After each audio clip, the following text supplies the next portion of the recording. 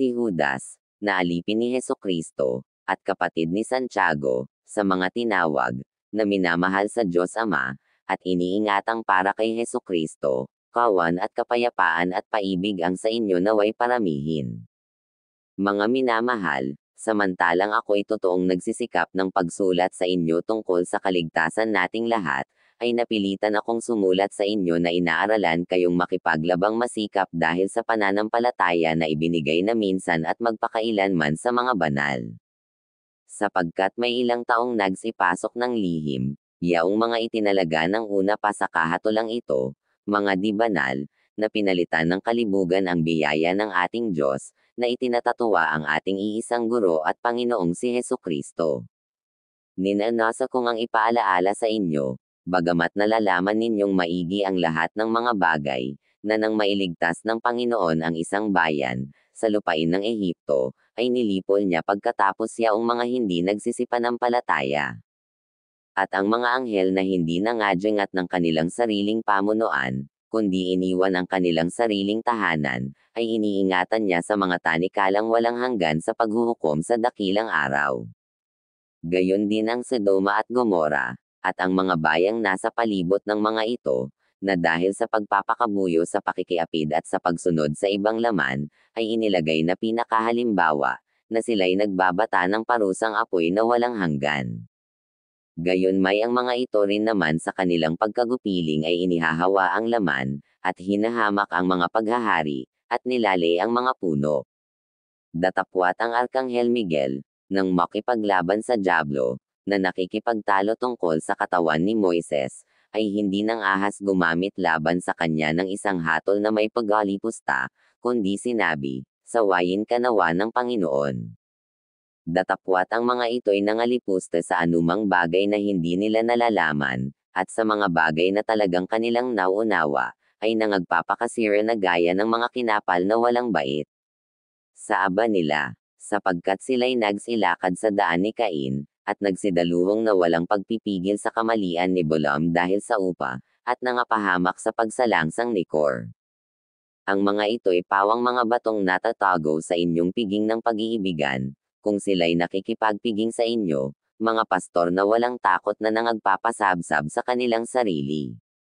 Mga alapaap na walang tubig, na tinatangay ng mga hangin. Mga punong kahoy sa taginaw na walang bunga, na makalawang namatay, na binunot pati ugat. Mga mabangis na alon sa dagat, na pinagbubula ang kanilang sariling kahihiyan. Mga bituing gala na siyang pinaglanan ng pasaykit ng kadiliman magpakailanman.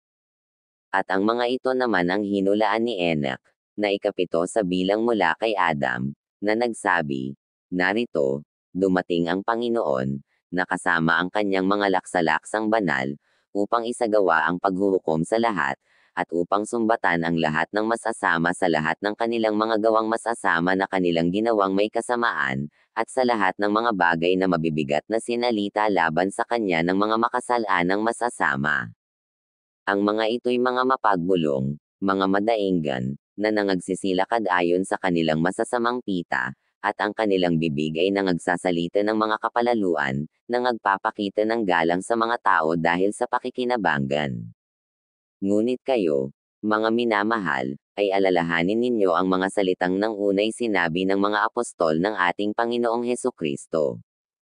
Kung paanong sinabi sa inyo, magkakaroon ng mga manunuya sa huling panahon, na magsisilakad ayon sa kani-kanilang masasamang pita. Ang mga ito ang nagsisigawa ng paghihiwalay, malalayaw, na walang taglay na espiritu. Ngunit kayo, mga minamahal, papagtibayin ninyo ang inyong sarili sa inyong lubhang banal na pananampalataya, na manalangin sa Espiritu Santo, na magsipanatili kayo sa paibig sa Diyos, na inyong asahan ang awan ng ating Panginoong Hesukristo sa ikabubuhay na walang hanggan. At ang ibang nag-aalinlangan ay inyong kahabagan, at ang iba'y inyong iligtas, na agawin ninyo sa apoy. At ang iba'y inyong kahabagan na may takot, na inyong kaputin pati ng damit na nadungisan ng laman.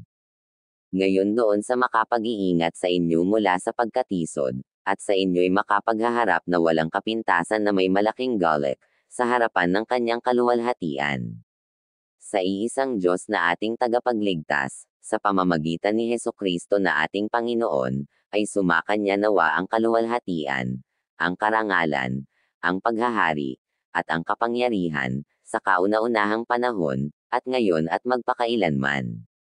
Siya nawa. Judas Kapitulo 1 versikulo 1 hanggang 25. Guys, kung nagustuhan po ang videos nato, bisitahin ninyo ang Telsol Llorente channel ko. Pa-like share naman guys. Follow natin at subscribe. And papindot na din ang bell. Maraming salamat po.